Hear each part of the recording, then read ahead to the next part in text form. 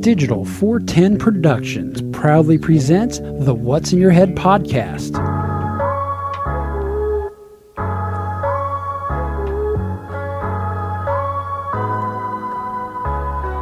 Digitized live from the ACT Computer Studios in Cape Coral, Florida, it's the What's in Your Head podcast with your hosts Gordon and Don Abernathy. What's up, OG5? It's another Monday, and we're back here for your entertainment enjoyment, or something like that.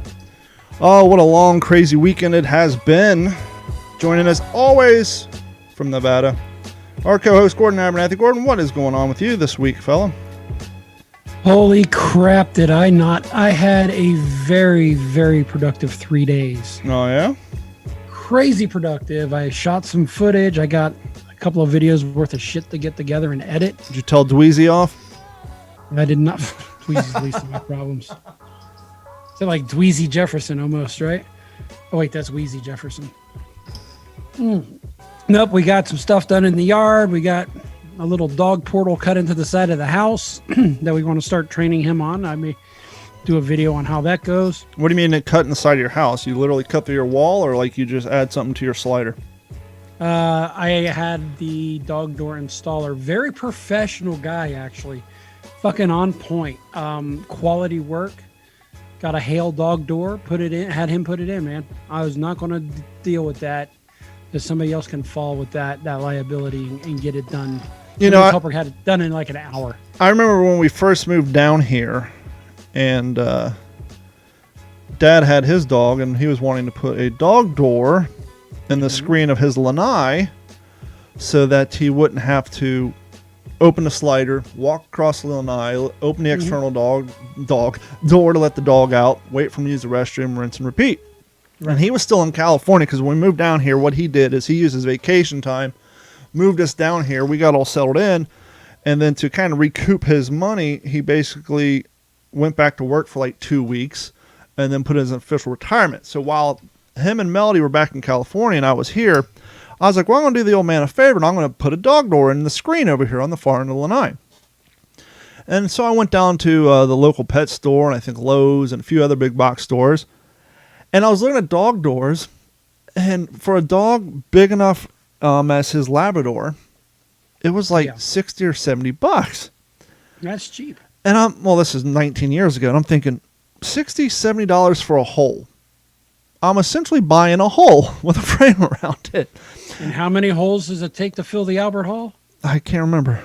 I'm sure the Beatles can tell you, though. And now, it's one thing if you're putting said hole on your house like you did, and it's another thing if this hole is just separating the lanai and the outside world through a piece of screen.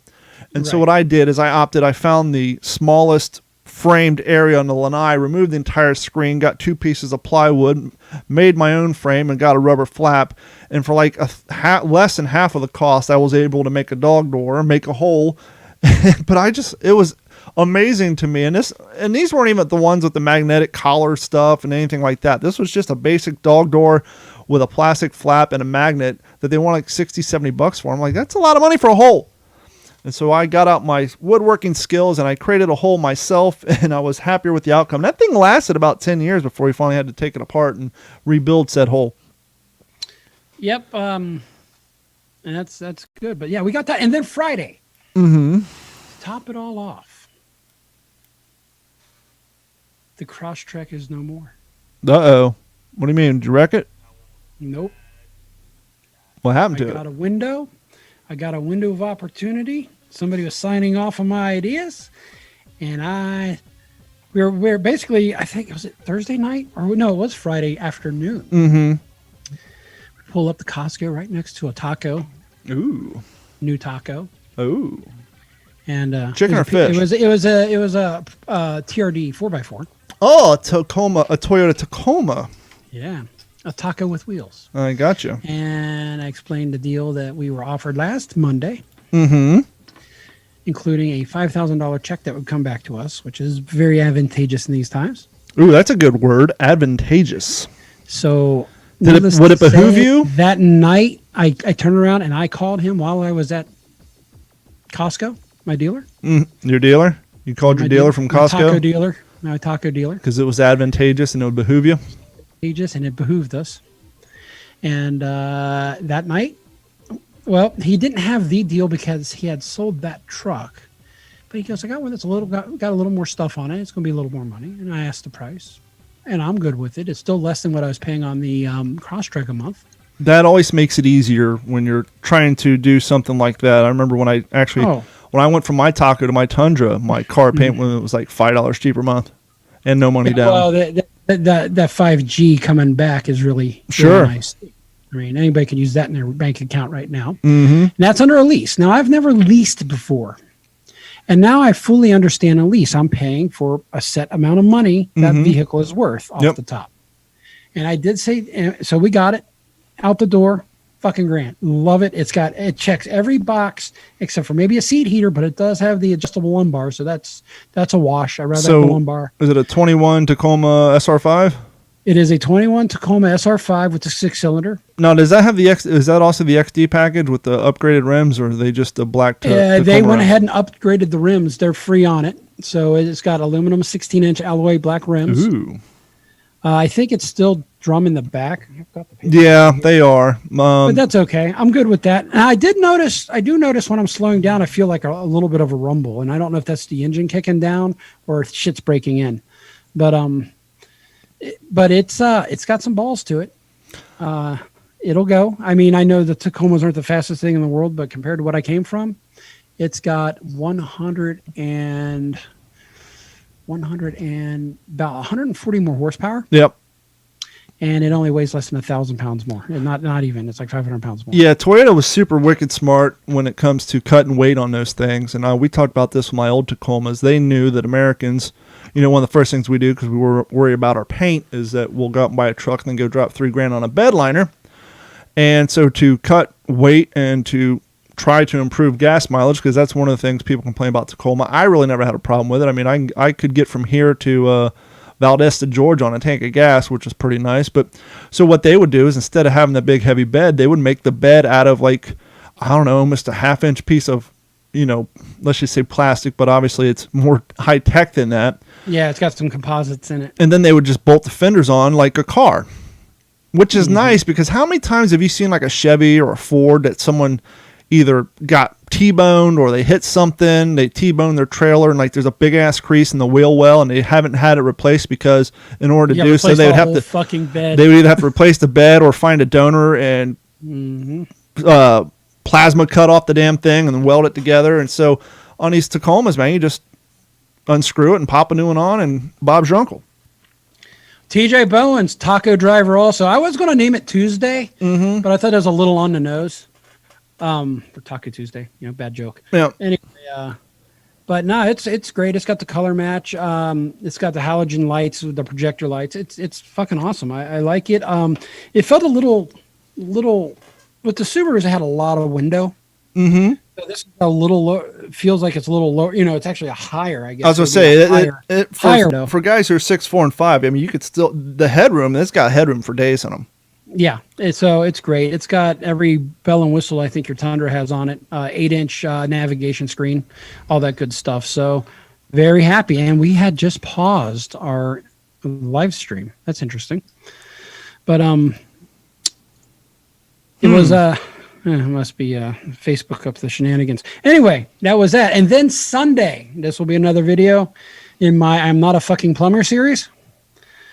I replaced an undermount sink in my kitchen with a new one. How did that go? It actually went well. It didn't end up perfectly square, and I'll explain it in the video when it comes out. But it's basically I went with the same manufacturer as the one the house came with, and it's a very similar size, so I can use the mounting brackets that are already in the granite. Yeah, I'm looking at the Restream.io channel and it says it's offline, but when I go look at our OBS, it says it's streaming. And so I have no idea. I don't know if Restream.io is having a problem. Maybe they're having server issues. It's trying to come online right now. But I'm looking at our computer and we're streaming still and we're recording. I don't know.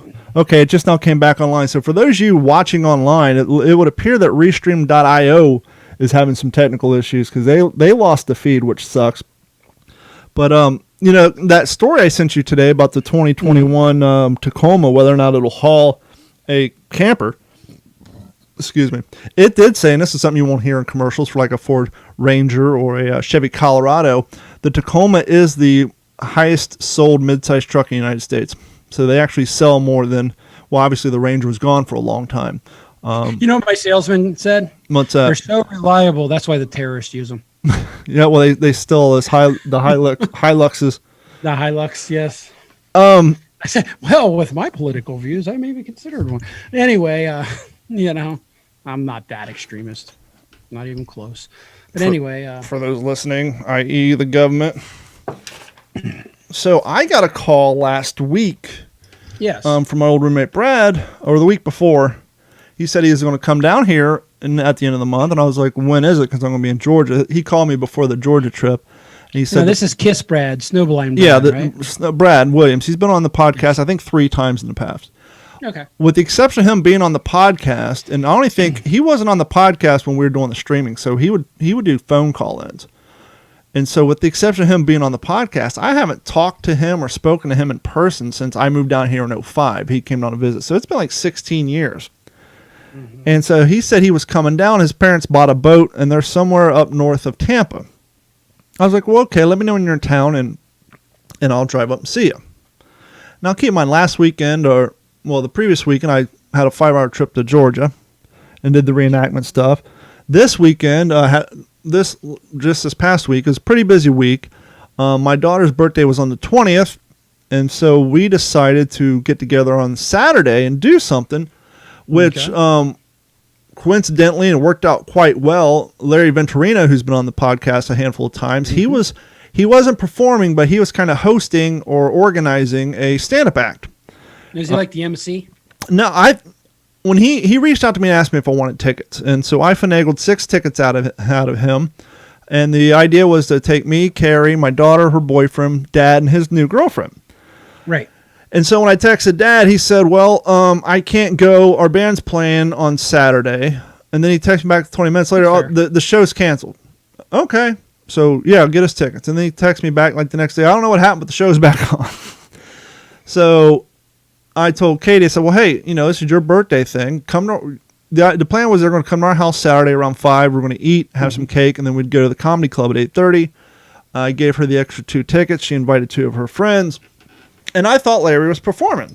Turns out he was putting a thing on. The MC was actually the morning show host of a morning show on, forgive me, Flying Brian, for running a blank. I think he's on 105.5 The Beat. It's the Freak Show. They've been on the air around here forever and years. And I've never really met him. I've had, you know, back when I worked in radio, I got a few messages from him, and I know he follows me on Facebook and this and that. But I didn't even know he was MCing it until the show started, and he introduced himself, and he did like, you know, a good 4 minutes of comedy. Now, we did the late show on Saturday. Now, anybody who's ever been a stand-up act knows the late show is when all the drunkards come out, which can be problematic. And we've talked about this actually with Larry on the show, and we talked about this with the other comedian who came on, and that is hecklers. And I don't know what it is about Fort Myers comedy shows. I don't know if it's the cats who are coming out of Suncoast over in North Fort Myers. I don't know what it is, but anytime I go to a late show, maybe that's the problem. Maybe I need to start going to early shows on Saturdays. But anytime, so you got the drunk crowd there already, right? Yeah. Into the wind. And so Flying Brian gets up there and starts doing his thing. And they start talking. Just start flying. And so he starts interacting with them, trying to chill them out. Mm-hmm. And it's good. And then the first opening act comes up, and he does a good job. He's had a little experience under him. They start talking to him, and he kind of starts busting their balls a little bit. And it was funny. And then there's 2 guys. Actually 3 people. One guy's name was Davis. How do you know this guy's name's Davis? We'll get to that later. And then on another table, there's a drunk guy and his wife who are drunk. And they were more annoying. Davis was actually kind of entertaining because he was so out of it, and he was from Georgia, and he had a southern accent. But the other 2 people, fuck you, and it was just super annoying. Mm-hmm. Sorry, I'm in the middle of a podcast. My daughter's texting me, asking me if she can take a shower. And so These two. The second person gets off, and then a next guy comes around, and he's got a guitar bit he's trying to do. And I don't know if he didn't have the experience with hecklers or what, but they just kept breaking his stride. And he was struggling, and he finally said, "Get me the fuck off the stage." And forgive me, I should have wrote down the comedians' names. The headliner was supposed to do like a good 40 minutes, right? With these hecklers, let's hold up a second. With Sure. these hecklers, how many you think get together and say, "Let's see how many comedians we can fuck up tonight"? I don't think they preemptively do that. I think they preload on the fucking alcohol, and by the time they get there, they just have no social decorum. I'm sure there's plenty of people, including myself, who've been drinking at that show, but we have social decorum. We're not these, attention seekers. I mean, let's face it, a majority of people who are vocally heckling people, without saying you suck, but they're trying to contribute, right? They're contributing to the set. They're trying to help the comedian along. They're basically trying to get attention. Bruh, I'm just trying to help you out. And so the headliner gets up there, and he's supposed to be doing 45 minutes or so. And he gets 2 jokes in, funny as shit.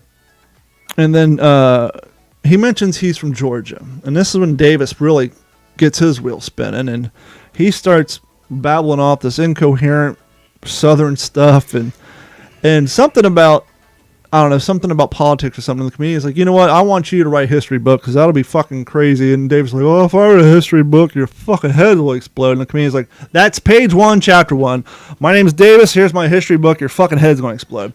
Long story short, out of this comedian's set, he probably did 5 pre-planned written jokes. He spent 30 minutes Crowd work. doing crowd work with Davis and the other guy. And the stuff he was doing with Davis was funny, because Davis was just so fucking out of there. Was And Davis like full Boomhauer? well, according to Davis's wife, he likes to put on the front that he's stupid when he's really not, because he is a mechanic. I gather he's a diesel mechanic, but Does he use DuckDuckGo? no, he was a mechanic. He said, "You take this wire and put it in that wire, and shit, everything works." And the comedian's like, "I don't know if I want you working on my shit." But anyhow, it's just like, how many times, it got to the point where his wife went up and sat at a different table because she was embarrassed. Oh, fuck. I bet that was a horrible car ride home. Well, she went to the bet restroom, and David when wanted she to came cry. out of the restroom, she sat at a different table. And like 10 minutes later, the comedian's like, "Davis, where'd your wife go?" And she reluctantly had to stand up and walk back across the room. But it's so goddamn annoying, and it's almost to the point where you want to say something to the heckler, but then you're just interfering with the show as much as the heckler. And obviously the comedians are more, well, not all of them, the headliner had been doing it for 25 years. And at the end, he's like, "Yeah, I've done comedy over 25 years, and this is without a doubt the strangest fucking show I've ever done." Which sadly, I've seen a few comedians go off at that place of that same sort of interaction. Tough crowd, huh? It's just dumb. Like I said, it's just fucking annoying. And like the TikTok I put up, I said, "I don't know how many of y'all need to hear this, but when you go to a comedy show, the people in the crowd pay money to hear what the comedians have to say, not what you have to say. If you feel you have something important to say, go back on open mic night and try your material out then." There you go. See what, motherfucker. Yeah, you interrupting other people's stuff. It's just, I don't know. So I want to circle back on something you touched on at the beginning of your long, short story. Talked about, dad and the band, and the gig was off, then it was on, then it was off, then whatever it was. My question, the question I thought of was, I know in our 20s, it's hard enough to pin flaky motherfuckers down, but would it be harder to have a band in your 20s or when you're going into your sunset years? Sunset years. And back when I worked on Stan and Haney even said, the reason I'm not in a band is it's just too hard to get everybody schedule aligned. When you're young, you're flaky and you're partying, but when you're older, you got medical problems, jobs, you got kids. Some cases you have grandkids, you have a spouse at home, medical problems. Dad's in a new band because the drummer of his old band had to have heart surgery, and so he's laid up for a while. But it's definitely, he actually ran into that guy on his way out here randomly in Texas. Yeah. At an airport.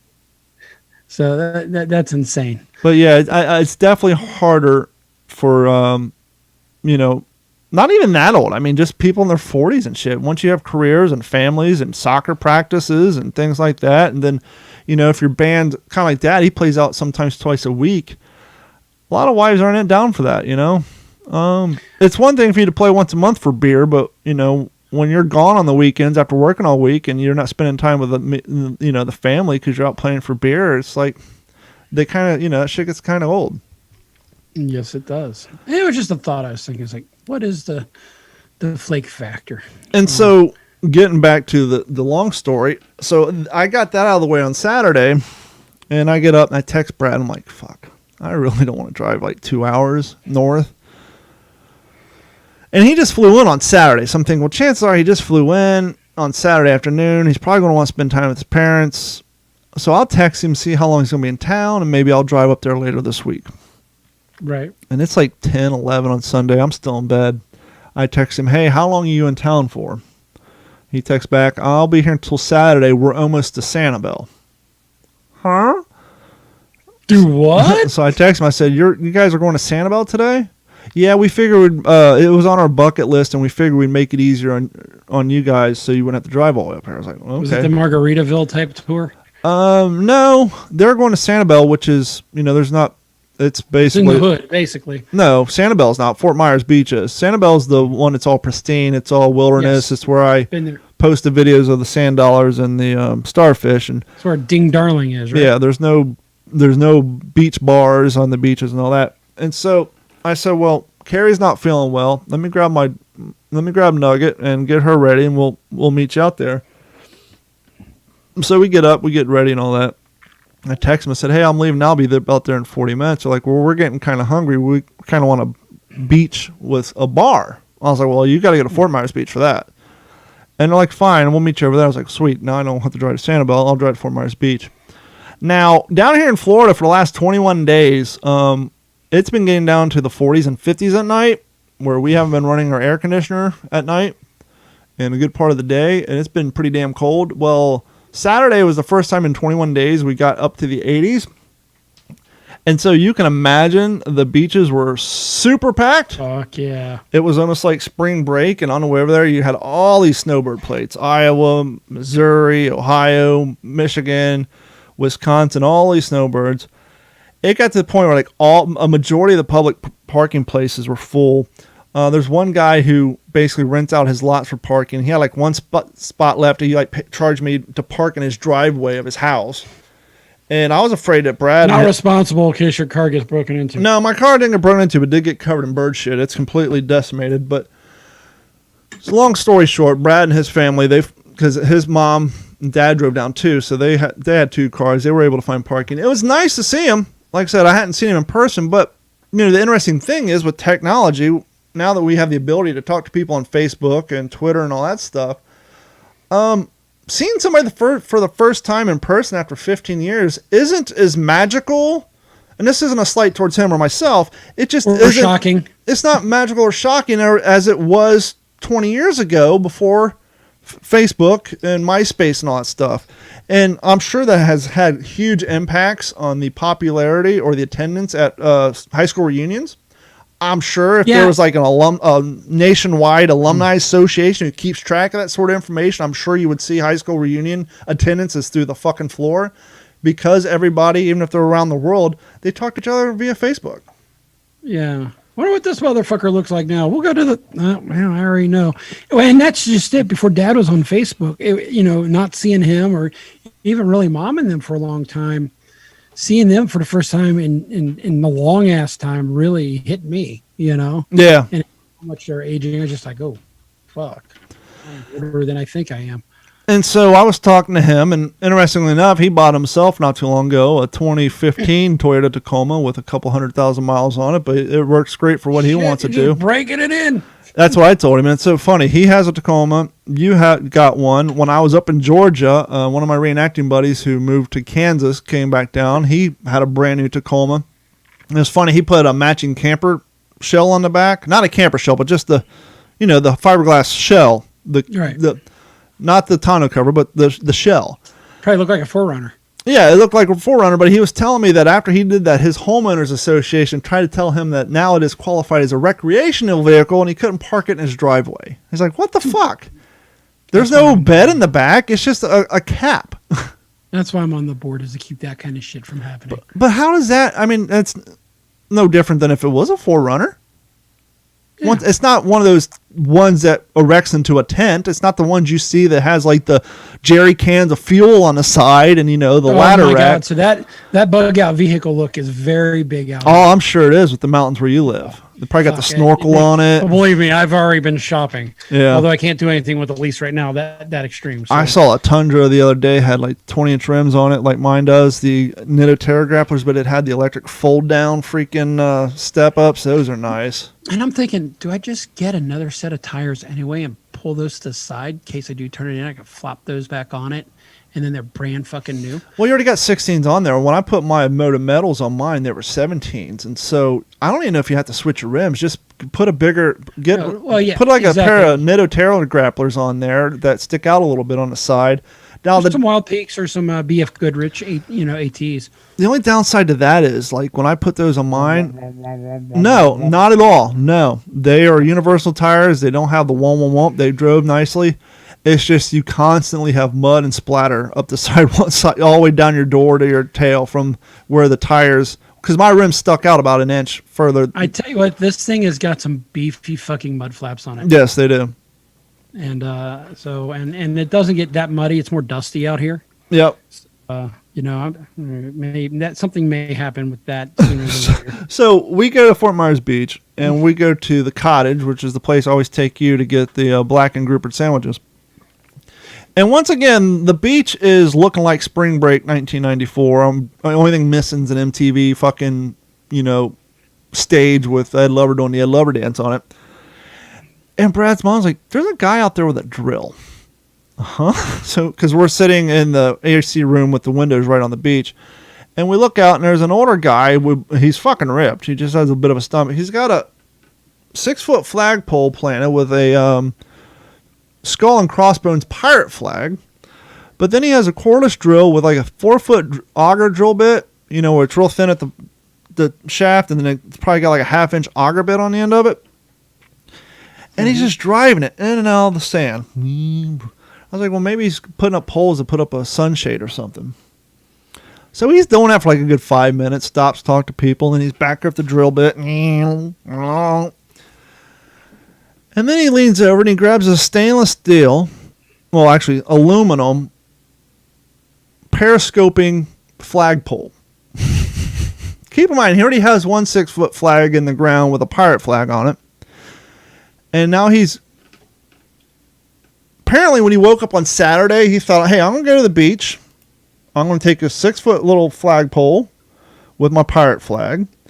I'm going to take my cordless drill with this 3-foot long auger bit. I'm going to take what's turned out to be a 20-foot tall collapsible fucking flagpole.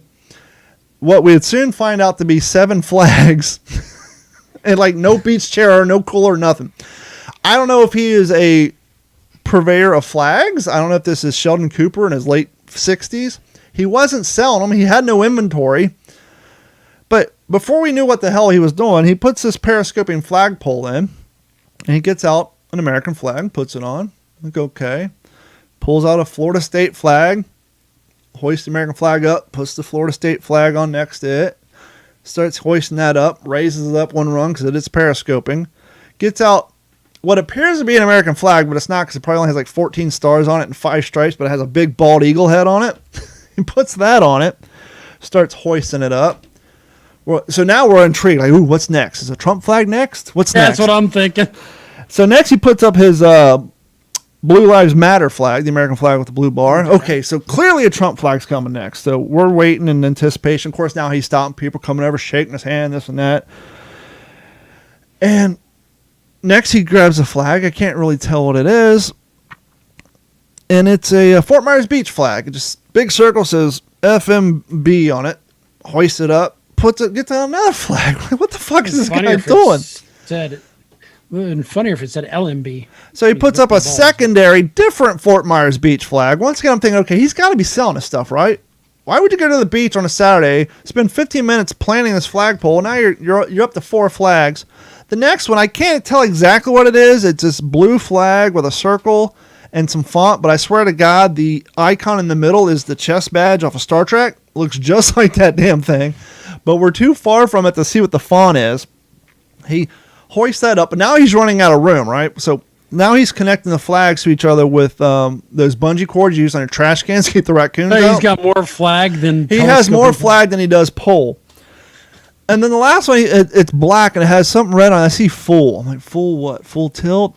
The last flag's right off it says full send. Sets his flag up and then just starts walking around. Like, what the dude spent 20 minutes erecting flags. That is a guy who wants a lot of attention. A But was it- lot of attention. He Like Dweezy over here with his fucking Escalade. And those who missed it last week, yes, the guy booming across the street. I'm sounding like an old man. I'm sounding like a Chad in the male version of a Steve. Yeah, Gordon's Ends up been being- complaining to me for months that some asshole is parking his car in the parking lot of 7-Eleven for 20 minutes at a time across the street with a system on full blast. And so he went to talk to the people at 7-Eleven, and it turns out it was Dweezy from Counts Customs, counting cars. Counts Customs. Yeah. I think he's the cat Yeah, who. of course, my response was, I don't fucking care who he thinks he is. Yeah, I think he either does body work or wouldn't be surprised Yeah, he even he's install body stereo guy. system. But he's not on the IMDb, so he isn't that important. No. And so we get down, we eating, and so we go walking around. We get down to the pier, and I'm like, "Hey, Brad, there's where we were. You can see fucking Captain Jack Sparrow's flag still flying over there." But he wasn't selling them. He just guess he was a huge fucking fan of flags and decided he needed to put up a full size flagpole to announce where he was. Either that, or maybe he had some friends coming in on a boat and was trying to claim his land in the name of Spain, so his friends knew where to beach their boat at, because there was a bunch of boats beached out there. Maybe he has a social media presence or a YouTube page. Now, this guy was like The flag guy. of 70, Fort Myer. but he was like, he did have pecs and arms, but his stomach was a little beer bellied out. But I mean, I guess maybe that's part of his workout regimen, is planting flags, because he was pretty ripped for his age. But it was just the weirdest shit ever. You always see that weird stuff. And so then Brad's parents took off, and we did some walking around, and Brad got caught up. You know, it's funny, he's in a band and all that. And we stopped, and his daughter wanted to watch this streets performer named Amber Sparkles or some shit. She's doing like some half-ass circus stuff, which Nugget wasn't impressed, because one of the things she was doing is up on a platform. She got a piece of PVC and a board, was balancing on it. Well, shit, I watched my dad do that in his bedroom every other day. But anyhow, Brad got sucked into that as the volunteer. And so we waited through that. And so we bid ourselves adieu. We say goodbye. I'm going to try to go meet him later this week. And Nugget and I are walking back to the car, and she gets nailed in the eyebrow with a big old piece of bird shit. Bird just fucking defecated right on her face, which she was not too pleased about, despite the fact that we have birds and she gets shit on all the time.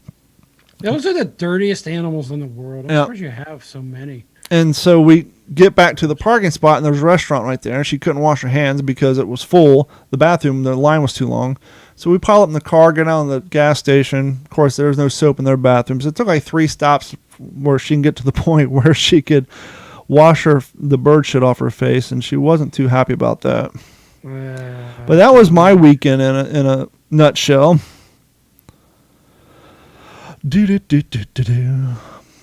So I don't know if we want to shift to just a little bit of small politics. Here in a moment, I actually got a sounder for that. Okay. Yeah, I had an interesting conversation with a small business owner from Toronto here in Vegas Yeah, on Sunday. we'll get to that in a moment.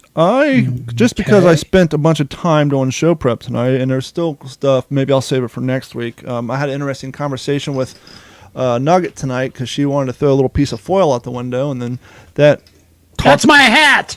And then we started talking about Woodsy the Owl, and Give a hoot, don't pollute. she has no idea of. Smokey the Bear, she said, "You're just making stuff up." So we'll get into that next weekend. Yeah. But I have some in-laws who were from Chicago. I don't think ever heard any of that stuff, and they're our generation. So, But figure it that is one out. time for the Netflix suggestion of the week. So I've gone through all my Netflix queue, and I'm bored of everything. And Brad did suggest a show that I started watching, but we'll say that for next week. Okay. And Bebop's now crying because she wants out of the studio. Come here. I was stumbling through Netflix when Carrie was asleep. And so I try to find things that when she's asleep that she won't enjoy watching because, well, if I watch things she would Have you- enjoy, then she'd Have get you given annoyed. Social Dilemma a try yet? No, I keep suggesting it to her, but she's not big into docu-series, and I keep explaining to her, well, a good documentary, you don't have to like the Well, subject matter maybe. beforehand. Maybe that's one of the ones you watch while she's asleep. Yeah. And so I saw this interesting thumbnail, and because I watch Peaky Blinders and a lot of World War II stuff, and I get a lot of suggestions for BBC stuff, and I watch Repair Shop, and I know that she's not a big fan of the Cockney accents. It's like, well, here's a good show Who is? I could watch. And I'm watching a few episodes of this show.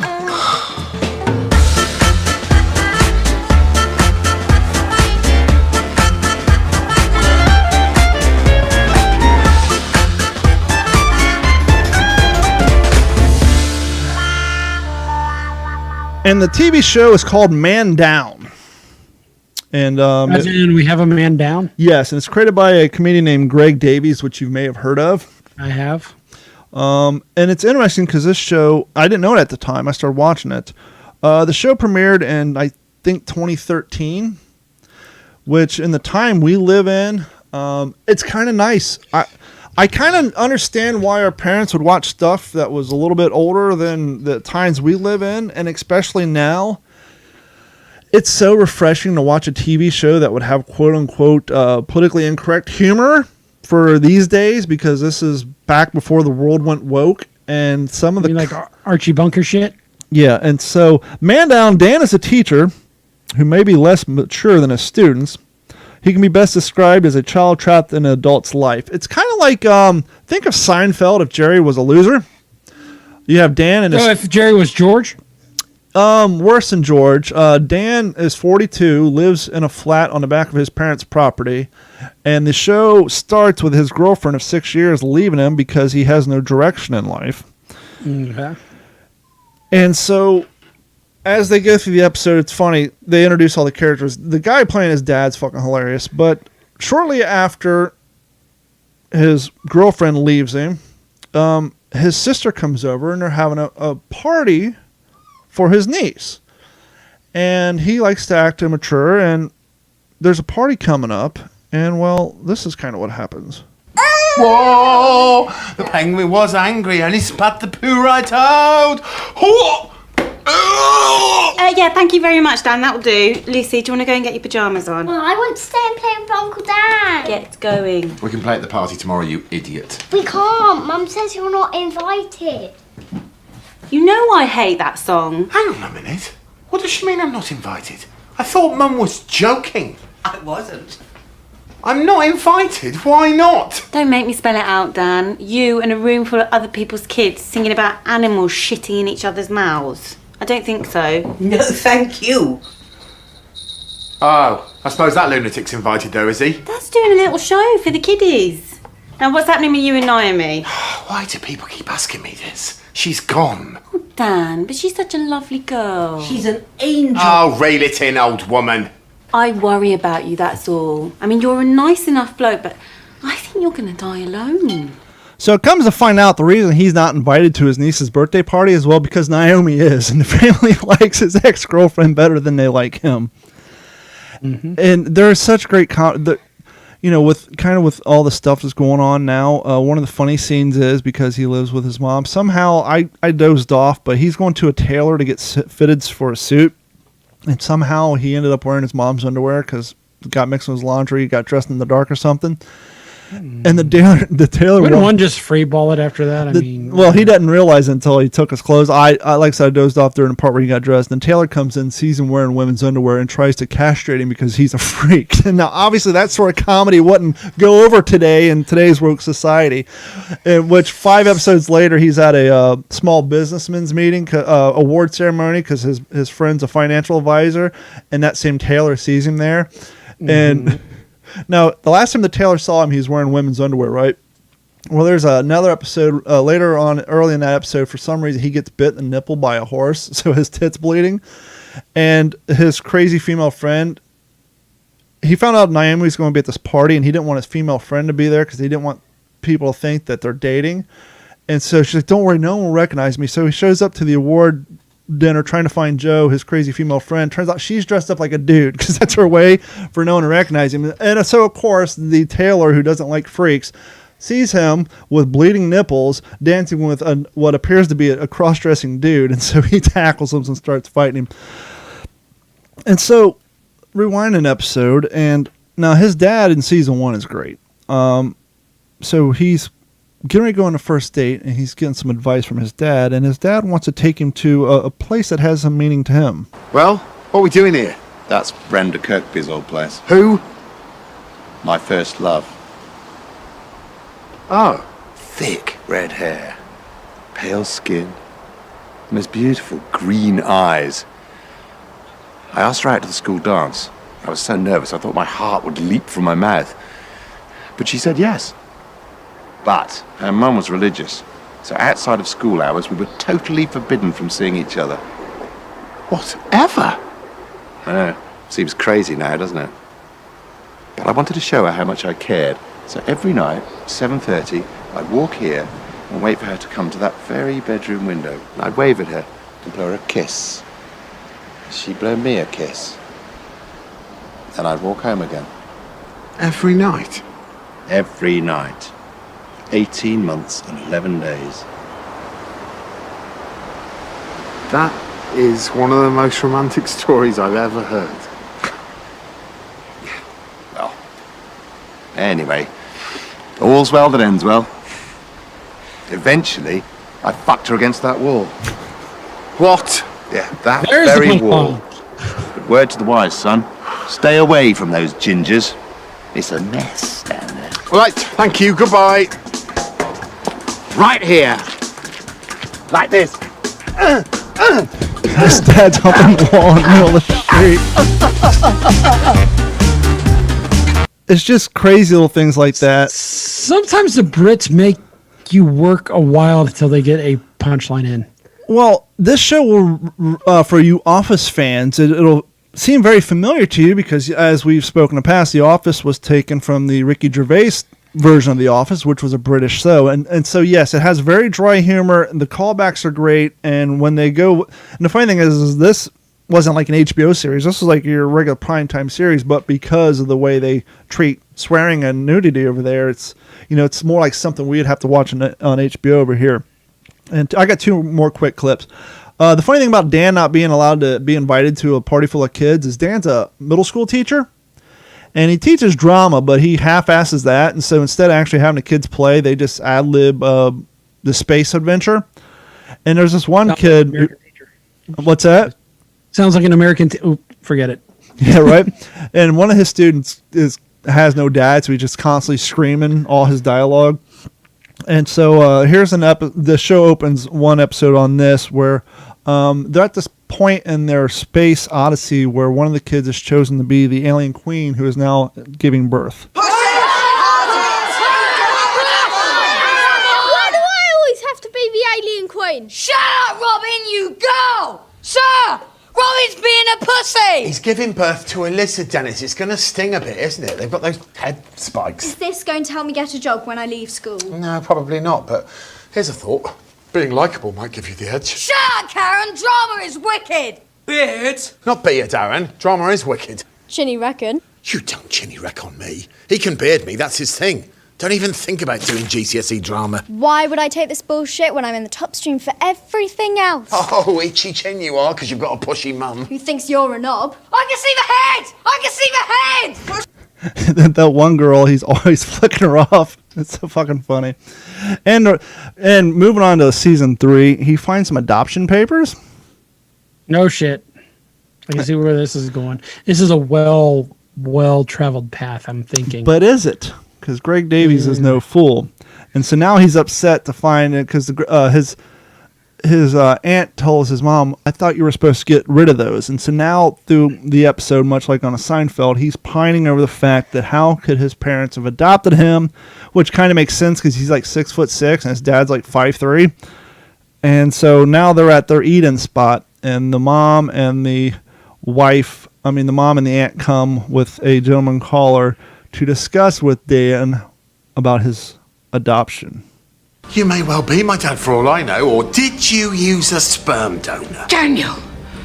Oh, your dad would be so upset to hear you say that. He had more than enough sperm. Too much in many ways.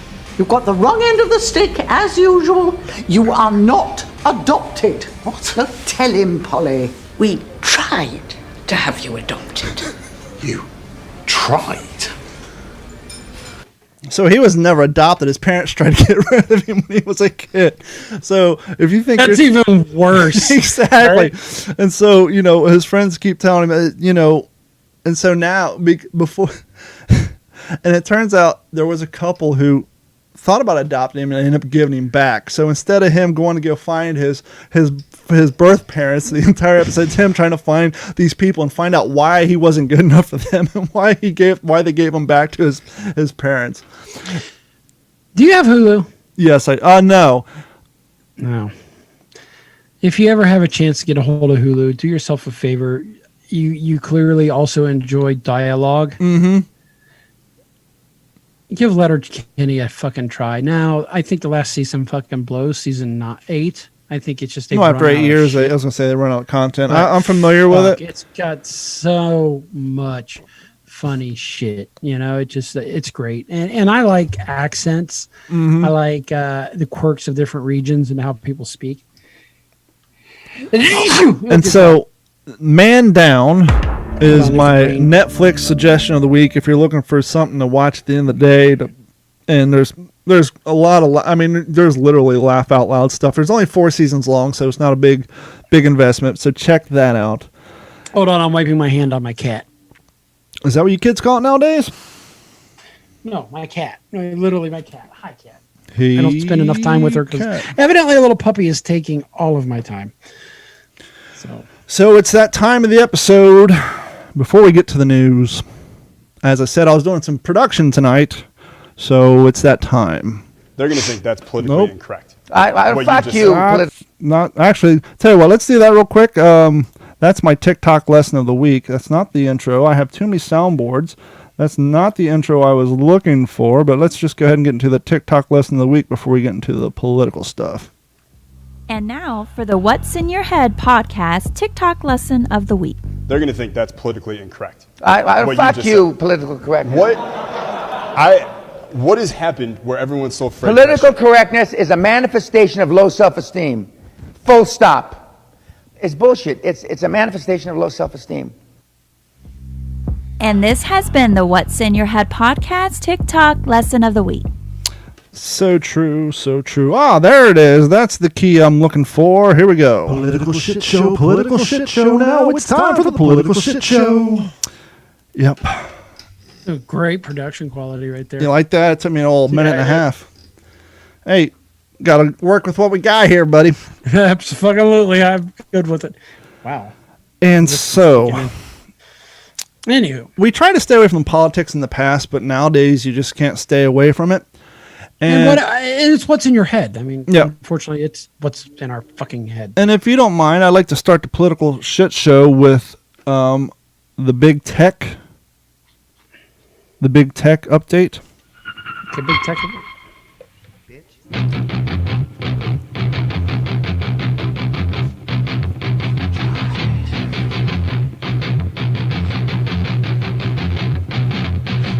tech. So we're all familiar with Amazon and Jeff Bezos. Yes. And we're all also familiar with what happened during our election cycle and what former President Trump's big gripe was with how he lost to Biden, and that was they're concerned about miscounts, mail-in ballots being a way to cheat, this, that, and the other thing. And if you're an anti-Trumper, never-Trumper, regardless of what side of the aisle you're on, you know, they just kind of said, tough shit. You don't have any evidence. Cheat? What are you talking about? Now, I complained about it 4 years ago. Amazon, one of the biggest, if not the biggest, distributor of shit throughout the world, because that's where we all get our stuff, especially people who live in small towns like I live in and can't get a lot of stuff locally. So much a distributor of shit, Jeff Bezos has his own space program. Now, one of the problems when you have big businesses and you have locations and workforces throughout the country, some of these workforces are going to be set up in cities that, well, are big on unions. I was thinking about this today. And one of these plants that does the packaging and the sending and all that, they want to have a vote amongst the employees of whether or not they can unionize, which Amazon doesn't have a problem with setting up a vote, but there's one thing that's sticking in Amazon's crawl. Amazon seeks to postpone an Alabama unionization vote.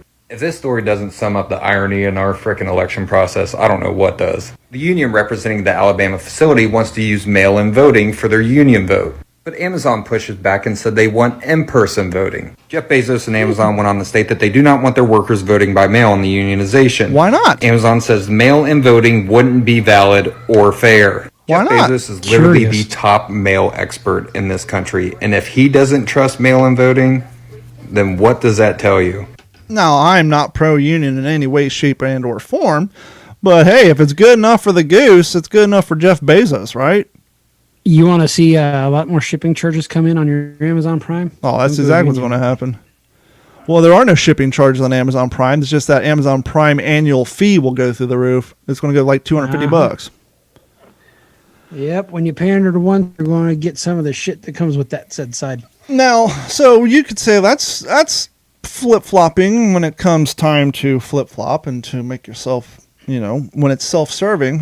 What about our fine friends over on Twitter? What's going on over on Twitter?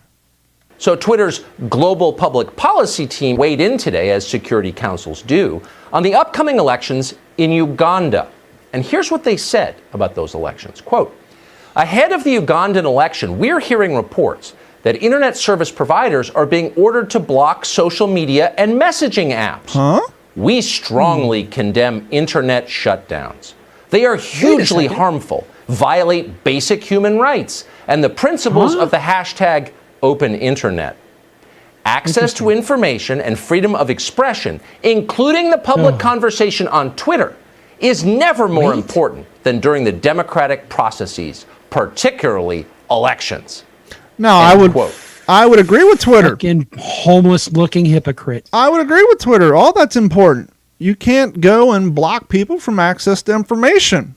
However, except for when you did the exact same thing just a short, 38 days ago? 2 months ago? 2 months ago? 1 month ago, currently? So when it comes to getting out a politician that you politicians access down to present information to people who enjoy them, that's fine. But when it comes to a whole country blocking you and your services, now you're up in arms. That's a little peculiar. Now they're mad that somebody let the Ugandan news slip through the cracks. But what about what the fuck? We were supposed to stop stuff that makes us look like a hypocrite. Now we're a fucking hypocrite, and now I got to shave my goatee. So have you seen that dude's goatee? The guy from Twitter. Yeah. So the CEO of Twitter accidentally, there was an email leak that said maybe blocking Trump's account was a big mistake. Well, after Twitter and Facebook combined, stock dropped like $51 billion or some shit. Good. But hope it drops more. We all know that CNN was trying to actively partition. When do you get the signatures? Anyhow, they're trying to actively petition. That would be a petition. Comcast, which is the biggest cable monopoly in the country, who owns NBC. Imagine that. Trying to get Comcast, DirecTV, Dish Network, going on there, and everybody else to remove Fox News from stations. What does that do with Big Test? For Dish to remove Newsmax because it's there. there's a former Facebook higher up who's now a CNN consultant. And let's talk about the dangers of free speech. Played you these clips from this guy who conveniently used to work at Facebook. He's part of big tech, and now he's part of CNN. And this is one of their biggest goals moving forward. Listen to this. We have to turn down the capability of these conservative influencers to reach these huge audiences. There are people on YouTube, for example, that have a larger audience than daytime CNN. Yeah, but imagine that. There's more people that would rather watch YouTube than CNN. I believe it. But that's not all. It's not just Fox News and it's not just YouTube. They want to go after some of the newer superstars of news talk, people who are filling that void of, actual news reporting, like Newsmax. In fact, listen to what they said about Newsmax. We're going to have to figure out the OANN and Newsmax problem. That these companies have freedom of speech, but I'm not sure we need Verizon, AT&T, Comcast, and such to be bringing them into tens of millions of homes. So because Newsmax, ONN, and Fox News have viewers and opinions that don't coincide with yours, you're fine with them having freedom of speech, but you don't think the major media providers should be carrying their content to people in a society that has freedom to listen and say what they want? Let me see if I can wrap my head around this. Good luck. Retardedness. And yes, I said it.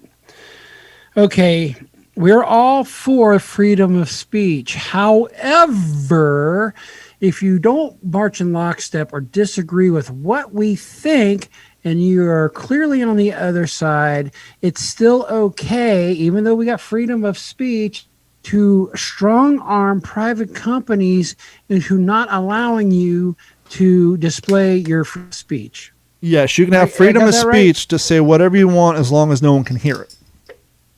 Kind of like big tech is Big Brother 1984 Orwellian bullshit. Kind of like if a tree falls in the forest and no one's around, does it make a sound? Well, if a conservative is forced to talk on a platform that no one has access to, is he saying anything?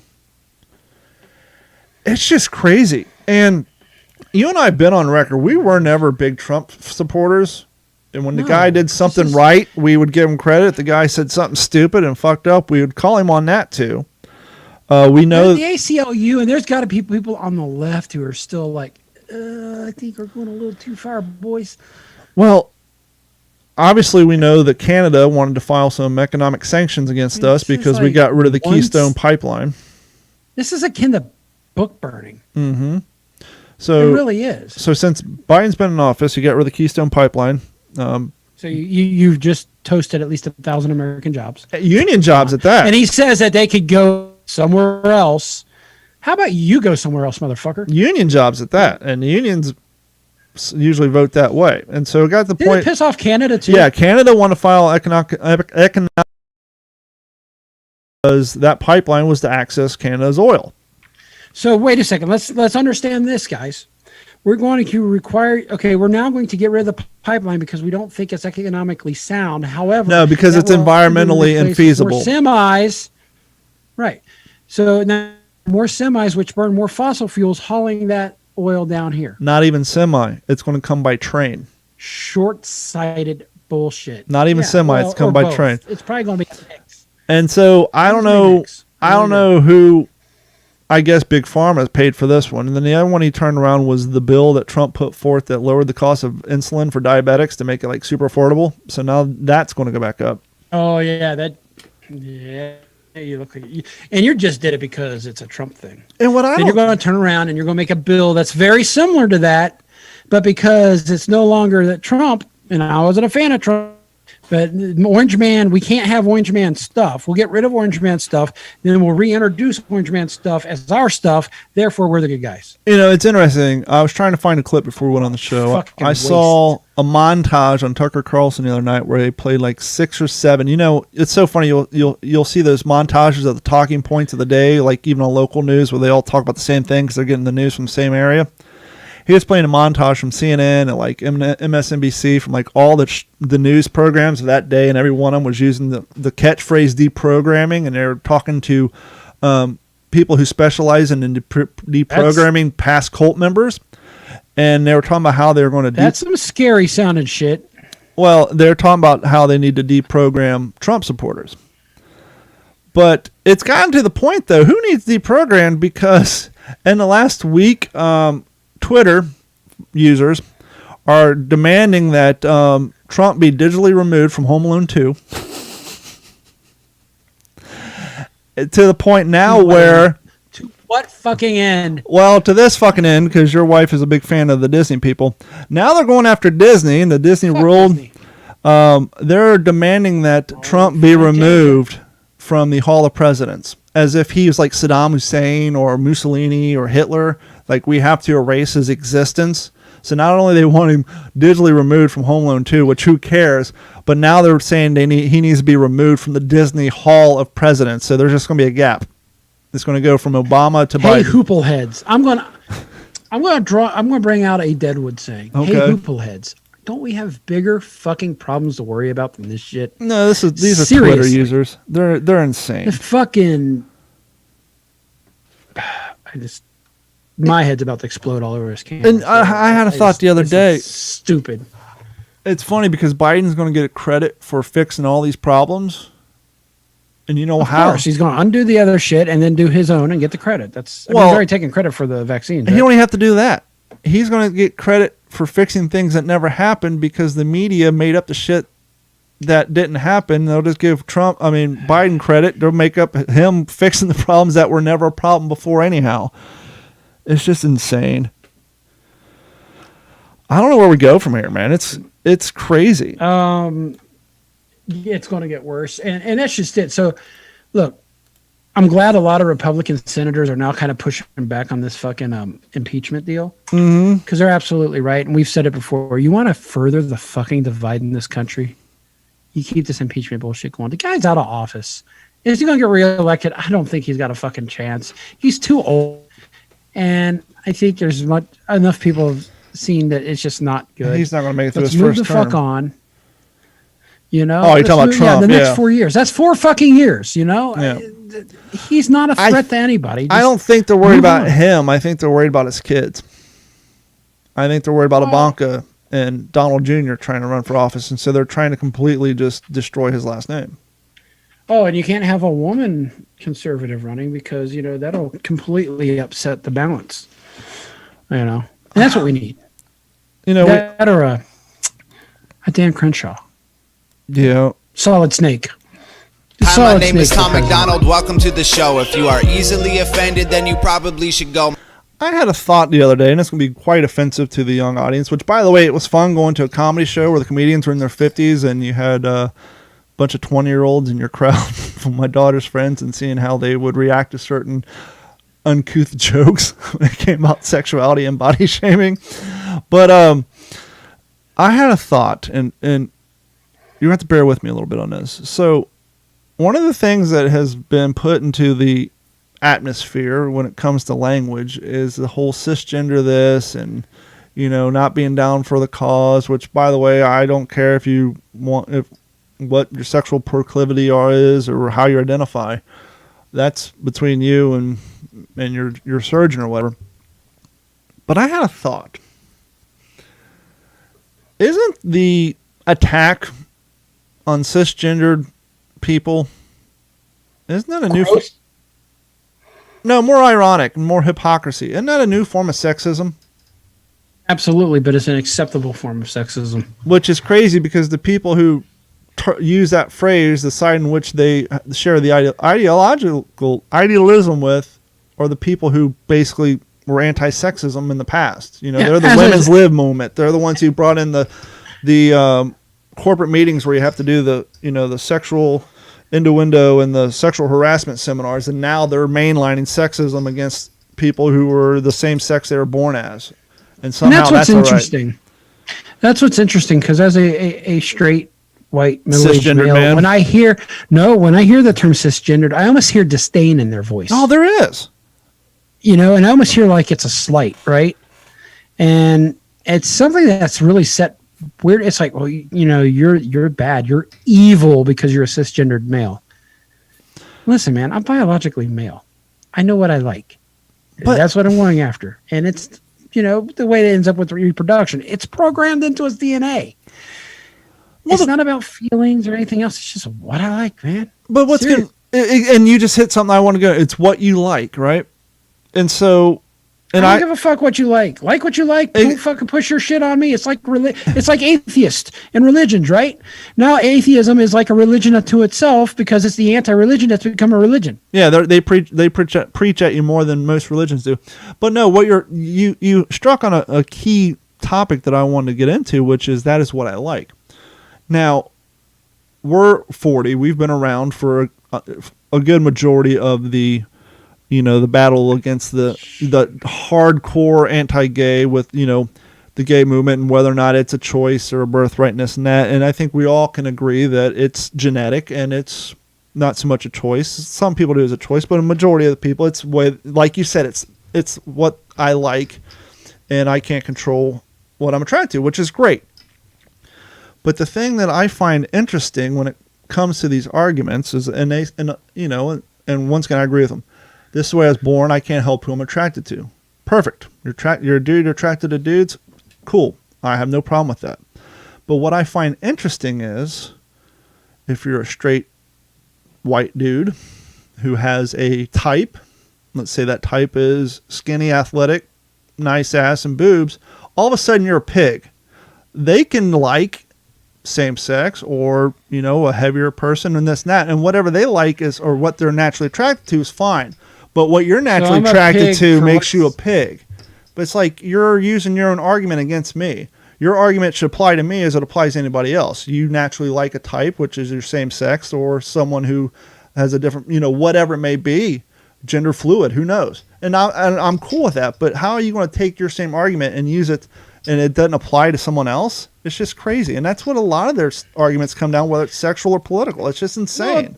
Well, the problem is it's arguments based on emotion and solely emotion. That's fucking it. So you're going to slam me for being something that is genetically programmed into me on a DNA level to procreate.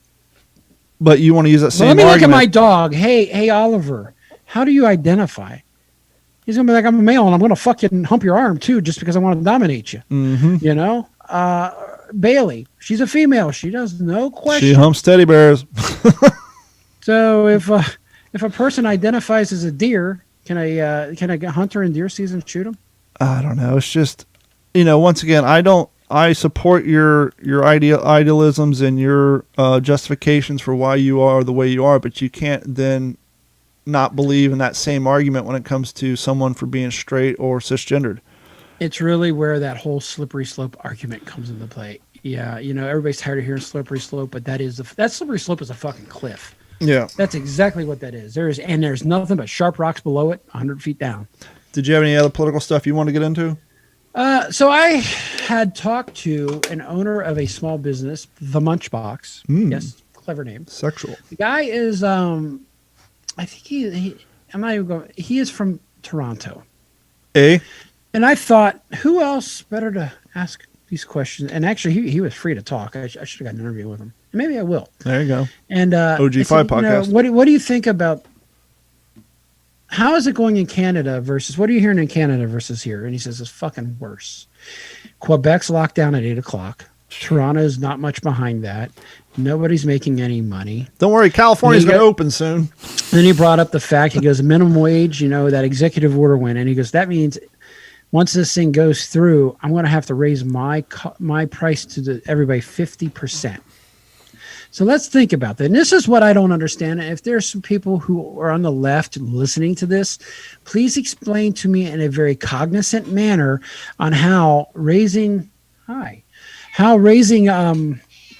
minimum wage to $15 an hour is going to benefit minimum wage workers in the long run and not fuck middle class people, because that $15 an hour in about a year is going to turn back to $7.25 an hour because the cost of everything's going to go up.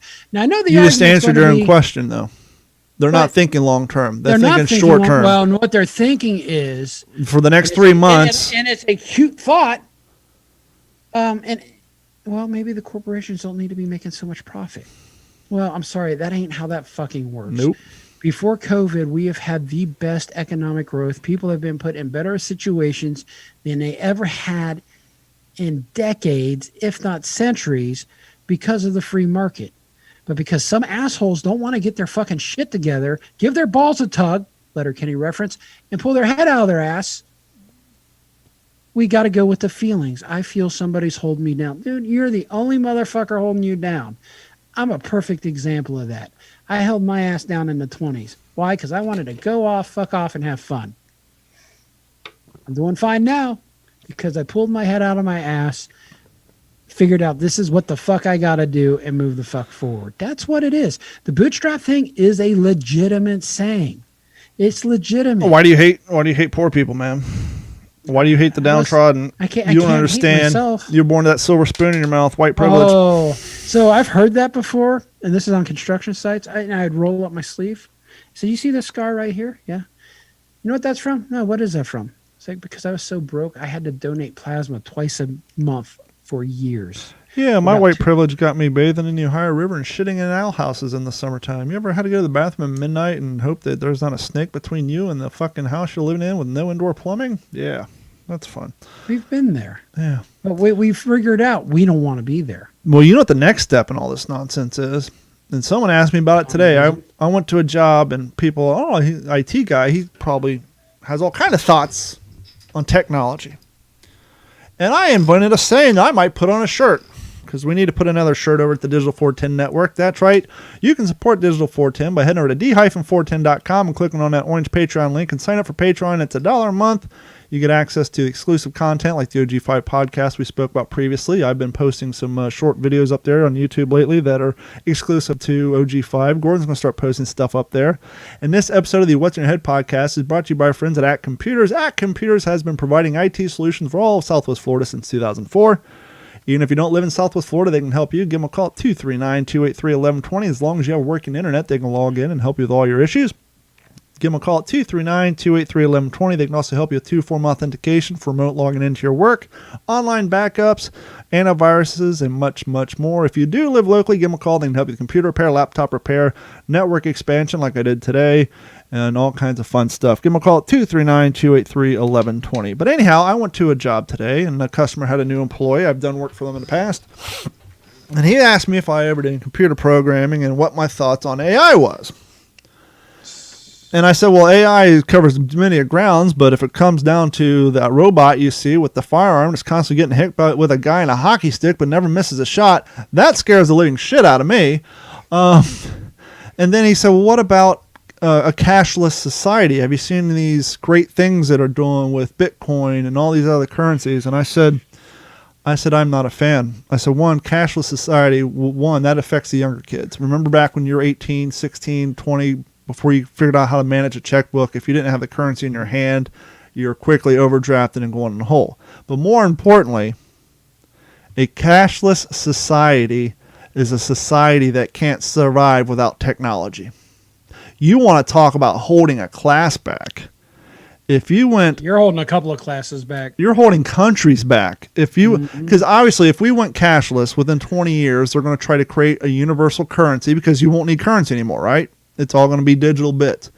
Credits. Well, how's somebody living in the freaking deserts of Africa or Uganda or South America and places that don't have access to the internet and technology if you get rid of currency worldwide?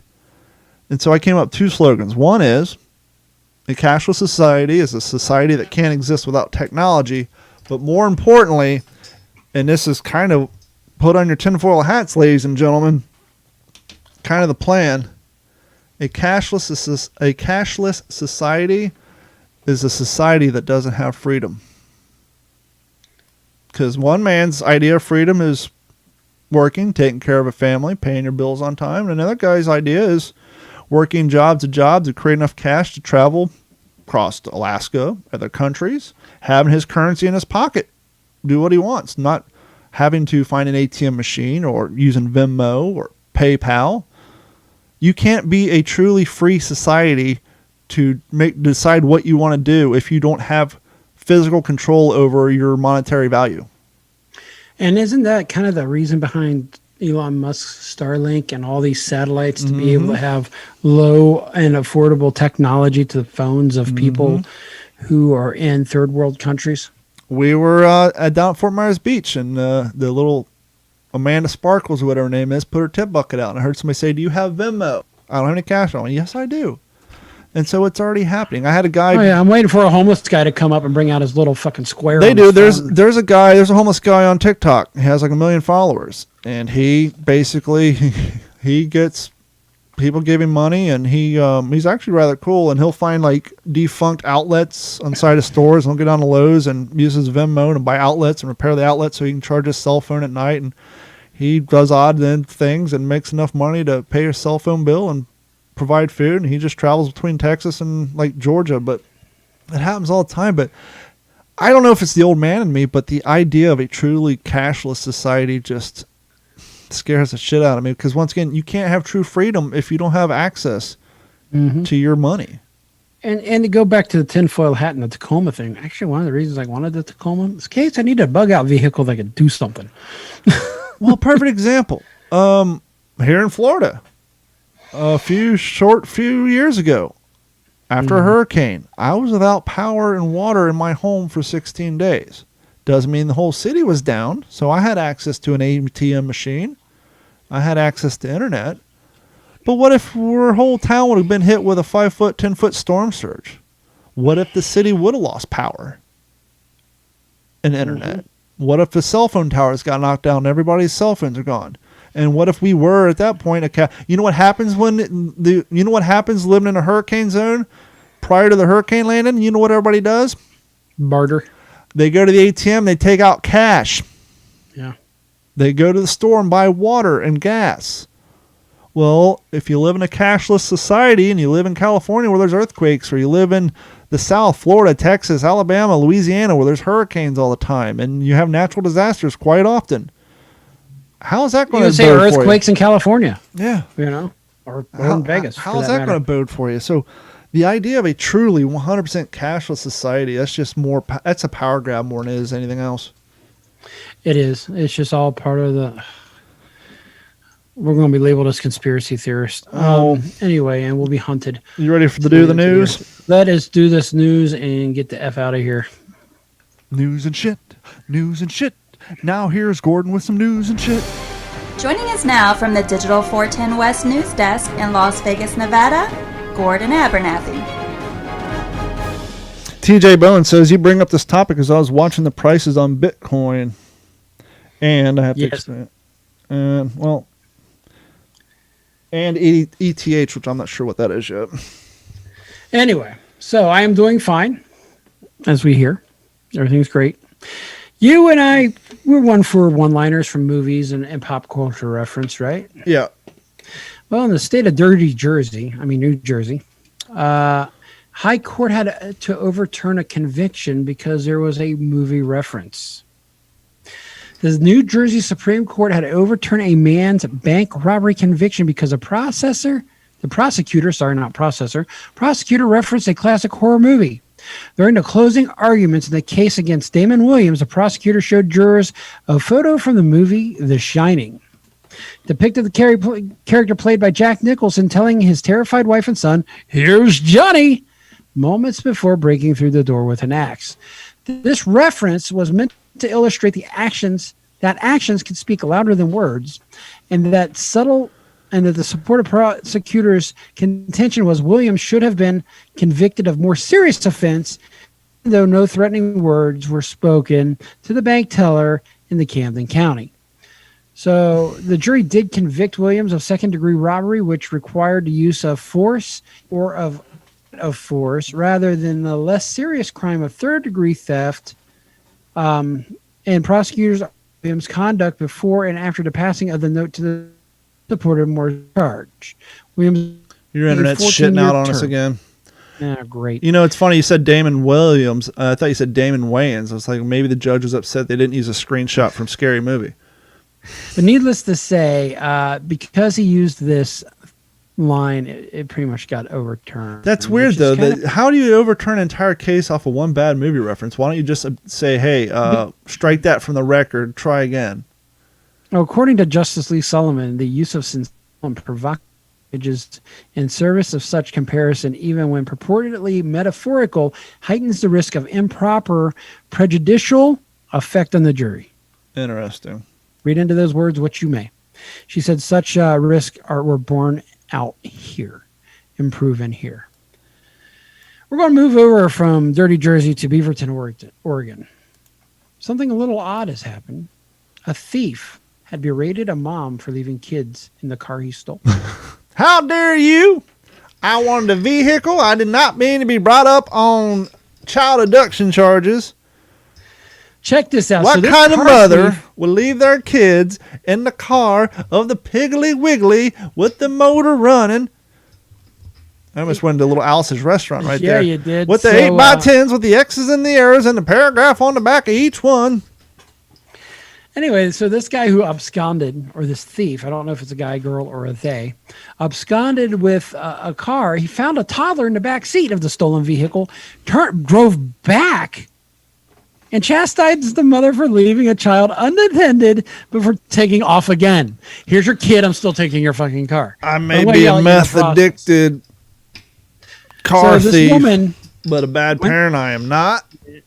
When I'm out absconding vehicles to take down the chop shop, my kids are with my parents right now, helping my dad kill a 6-pack. You, ma'am, should be ashamed of yourself. We've been left in cars when mom's gone to the store before. Sure. This woman went into a grocery store about 15 feet or 5 yards from the car Saturday, leaving her 4-year-old child, I still think is a little sketchy, inside with the engine running and the vehicle unlocked, according to Beaverton police. And it was a Tesla, and it had the little dog owner symbol up on the screen saying, "Don't break the window, the AC's on," and listening to music. The woman, so the store employee, a store employee told the authorities that the woman was in the market for just a few minutes before someone began driving away with the SUV. Once the thief realized Tyler was in the back seat, as we've heard before, he comes back, berates the woman. He actually lectured the mother for leaving the child in the car. Throws the toddler out the window, pulls a Yui, and speeds off. Yeah, pretty much. But yeah, so we're going to go from Oregon to the southeast. Did the cops catch the absconder of the vehicle and the child? They didn't say. I think that the suspect was said to be in his 20s or 30s, so they're still looking for him. With dark brown or braided black hair and a multicolored face mask. Huh. Yeah, at least he was worried about, whether or not he was going to give someone COVID while still in their vehicle. That just sounds like something you'd hear in some horrible fucking comedy.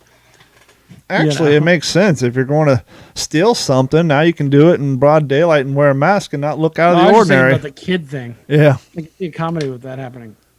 So we're going to go from there down to your neck of the country. My penis of the country?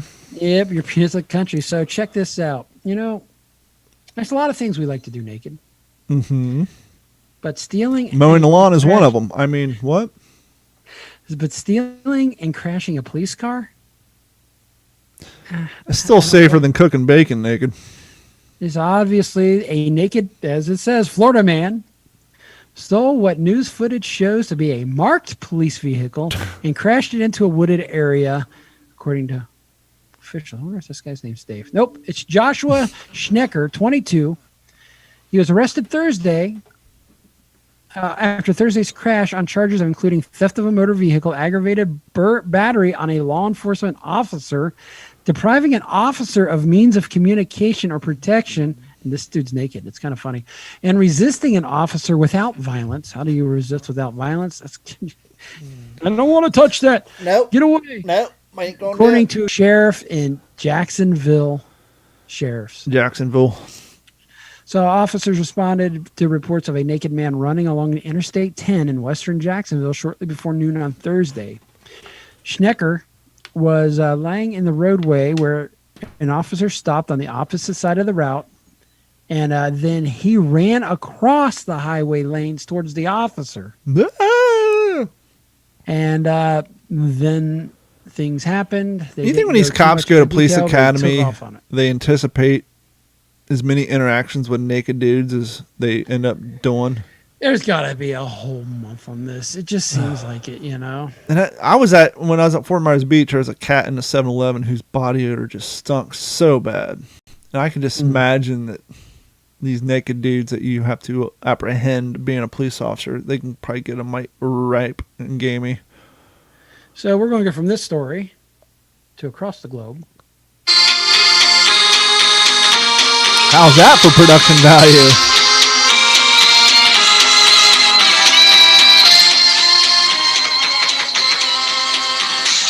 Istanbul is Constantinople. Now it's Istanbul, not Constantinople. Been a long time gone. Constantinople, been the church of light on a moonlit night. Every gal in Constantinople. Now it's Istanbul, not Constantinople. So if you have a date in Constantinople, she'll be waiting in Istanbul.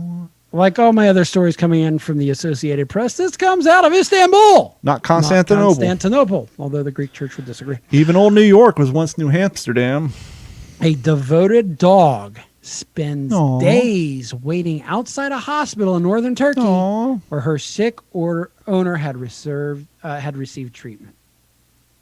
Postman gave it water. Pet's name, Banduk, which means bed, or bed, P-E-A-D, bed, followed an ambulance. Bead? So this dog followed an ambulance that transported her owner to a hospital in the Black Sea. Well, to be fair to the dog, it was a rickshaw, but go ahead. Chazabon. January the 14th. You're horrible. Where's your drop? Anyway. He did it again. Caused trouble. Hurt someone's feelings. Yet he didn't want to do it. Yes, troublesome people are often people in trouble. They may be mentally ill. Find out how you can help. Write Better Mental Health, Box 3000, New York 1, New York. So check this out. This dog, I don't know how he's going to listen. Oh, look at that. We got ourselves a dog. This dog would make daily visits to the hospital.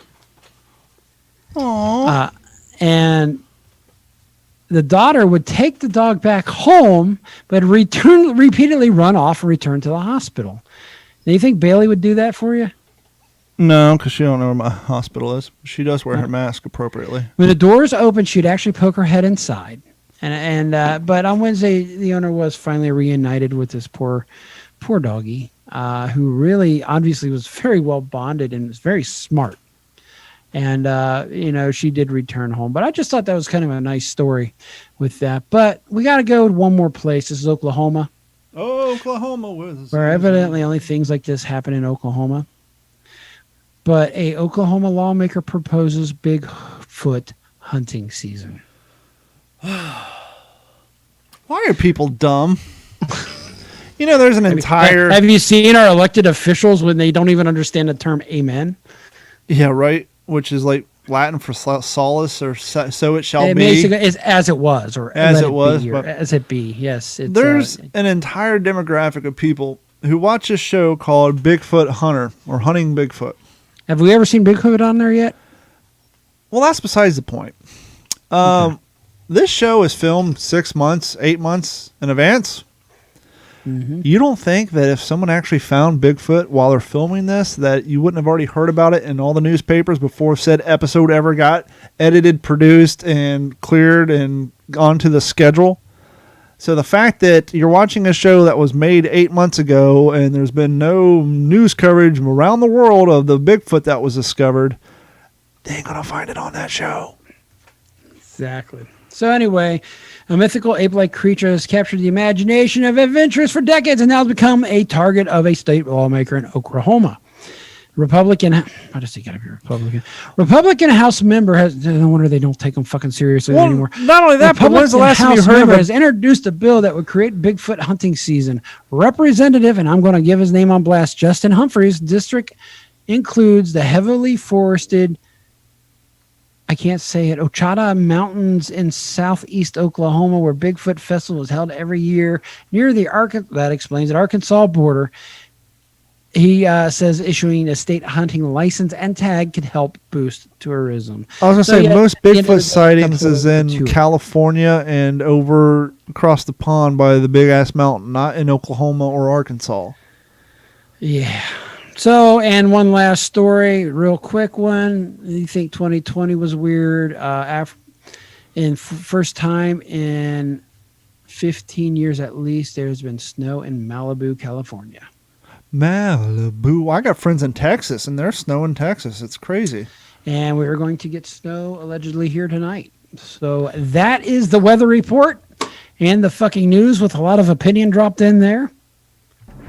I'm done. This concludes the evening news, and now back to the ACT Computer Studio in Cape Coral, Florida. Just a friendly reminder for those of you still hanging out with us, because if you're downloading this from D-410 or What's in Your Head podcast, that is fine and dandy. But an easier way to acquire this podcast is to download it through a podcast app such as iTunes, Google Podcasts, Stitcher, Spotify, iHeartRadio, and wherever fine podcasts are found. I will say this about that. For some reason, if you listen to us on the Google Play podcast app, for some reason, every time you stop it, like to get out of your car, and you turn it back on, the shit starts from the beginning. Gordon and I have even gone as far. A lot of people are surprised to find out that our podcast is in stereo. And it was for the longest time. There are about 20 of them that are in mono because we thought maybe it's a data thing. And so we recorded some of them in mono because the file size is smaller, thinking maybe that's why Google does that. But if you listen to us on... So basically what I'm getting at is for your listening enjoyment, I suggest listening to us on Stitcher or Spotify, iHeartRadio, or Apple Podcast. But it'll automatically download and notify you when the latest episodes are out, and you won't have to worry about waiting for us to post on Facebook and going out and manually downloading it and finding it in your downloads folder on your phone. And by listening, liking, and subscribing through a podcast app such as a Stitcher or a Spotify, the more people we get subscribing and reviewing, the more likely those apps will suggest us to other people. So, like, if you listen to us and a few other podcasts, and then when somebody else new listens to that other podcast, they'll say, hey, people who listen to this podcast will also listen to that. And it's kind of a way for us to get some free advertising throughout those apps.